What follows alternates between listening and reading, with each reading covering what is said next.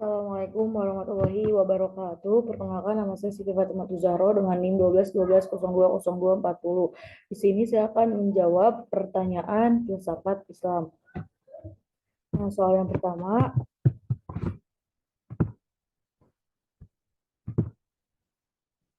itu adalah teori emanasi mengenalkan kita pada hubungan alam dengan pencipta. Filosof Barat kebanyakan berpendapat bahwa munculnya alam merupakan pancaran, bukan karena ciptaan. Nah, bagaimana menurut pendapat Anda? Nah, menurut pendapat saya itu adalah teori emanasi adalah pandangan bahwa alam semesta ini dipancarkan dari yang satu atau Tuhan. Pandangan ini berbeda dengan pandangan bahwa alam semesta ini diciptakan dari Tuhan. Beberapa filosof Barat seperti Polypinus dan beberapa filosof Muslim seperti Al-Farabi dan Ibnu Sina mengembangkan teori emanasi. Dalam teori emanasi, Tuhan tidak tercampur dengan alam semesta, melainkan alam semesta dipancarkan dari Tuhan melalui tingkatan hierarkis. Dalam pandangan Al-Farabi, Tuhan memancarkan alam semesta melalui akal-akal yang jumlahnya 10. Nah, dalam pandangan Ibnu Sina, Tuhan memancarkan alam semesta melalui akal pertama. Jadi, Al-Farabi memancarkan alam semesta melalui akal-akal yang 10, dan dalam pandangan Ibnu Sina, Tuhan memancarkan alam semesta melalui akal pertama. Nah, pandangan ini dimaksudkan untuk menjelaskan proses terjadinya alam semesta dan melengkapi pandangan tentang hubungan antara Tuhan dan alam semesta. Pertanyaan yang kedua itu adalah, deskripsikan hakikat jiwa menurut Ibnu Sina dan apa perbedaannya dengan Mulasada.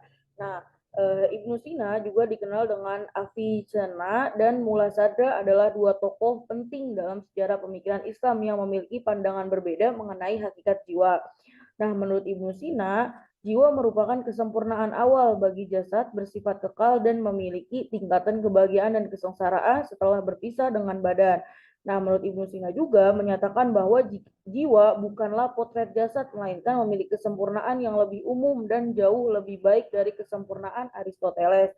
Nah, sementara itu, Mulasada berpandangan bahwa jiwa mengalami proses perkembangan sebagaimana prinsip gerak transsubstansial. Pandangannya ini berbeda dengan konsep Ibnu Sina. Sedangkan Ibnu Sina itu menekankan bahwa jiwa itu bersifat kekal dan tidak ikut hancur bersama hancurnya badan. Itu menurut pendapat Mulasada. Dengan demikian, perbedaan mendasar antara pandangan Ibnu Sina dan Mulasada terletak pada konsep tentang sifat kekal jiwa dan proses perkembangannya. Nah, soal yang selanjutnya itu adalah menjelaskan filsafat akhlak Ibnu Maskawai dan Ikhwanus Sofa serta implikasinya terhadap pendidikan akhlak. Nah, Ibnu Maskawai dan Ibnu Ikhwanus Sofa adalah dua filosof Muslim yang memiliki pandangan berbeda mengenai filsafat akhlak atau moral. Berikut ini adalah tentang filsafat akhlak dan implikasinya menurut Ibnu Maskawai. Yang pertama, memperhatikan proses pendidikan akhlak pada anak. Yang kedua, menyatakan bahwa jiwa anak berlahirlah batas ufuk kehewanian dan ufuk manusiawi dimulai. Nah, menurutnya, anak harus dididik dengan akhlak mulia, menekankan pentingnya mengkaji ilmu yang menyangkut akhlak dan moral manusia. Konsep dasar akhlak Ibnu Maskawai melibatkan hakikat unsur dasar dari manusia. Nah, yang kedua itu adalah dari Ikhwanus Sofa. Nah, Ikhwanus Sofa itu adalah tidak ada informasi lebih lanjut mengenai filsafat akhlak Ikhwanus Sofa dalam sumber yang memberikan perbedaan antara filsafat akhlak Ibnu Maskawi dan Ikhwanus Sofa. Ikhwanus Sofa terletak pada konsep yang sifat kekal jiwa dan proses perkembangannya. Ibnu Maskawai menekankan bahwa jiwa bersifat kekal dan tidak akan hancur bersama hancurnya badan. Sementara Ikhwanus Sofa tidak ada informasi lebih lanjut mengenai pandangan konkret tentang jiwa mereka. Nah, implikasinya terhadap pendidikan akhlak itu adalah Ibnu Maskawai menekankan pentingnya mengkaji ilmu yang menyangkut akhlak atau moral manusia sehingga memerlukan pendidikan akhlak yang mencakup aspek keakhlakan dan perilaku manusia dalam pendidikan anak-anak. Ikhwanus Shofah meskipun tidak ada informasi lebih lanjut mengenai filsafat akhlak mereka, mungkin mereka memiliki pandangan yang berbeda tentang peran pendidikan akhlak dalam mengembangkan karakter moral manusia. Nah, secara keseluruhan, filsafat akhlak Ibnu Maskawi dan Ikhwanus Shofah menawarkan kerangka kerja berbeda dalam mengeksplorasi konsep jiwa, sifat kekal jiwa, dan proses perkembangannya. Pendidikan akhlak yang berpusat pada filsafat ini mungkin membantu mereka memahami sifat kekal jiwa dan mengembangkan perilaku yang sejahtera dalam kehidupan sehari-hari. Nah, untuk pertanyaan yang keempat itu adalah, adakah hubungan akhlak, ilmu, dan tauhid menurut Imam Al-Ghazali? Jelaskan. Nah, menurut Imam Al-Ghazali terdapat hubungan yang erat antara akhlak, ilmu, dan tauhid. Beliau mengutip firman Allah dalam Quran surah As-Sod ayat 71 sampai 72 untuk menjelaskan hubungan tersebut. Imam Al-Ghazali membagi hubungan tersebut dalam dua aspek, yaitu hubungan manusia dengan Tuhan, hablum minallah, dan hubungan manusia dengan sama manusia, hablum minannas.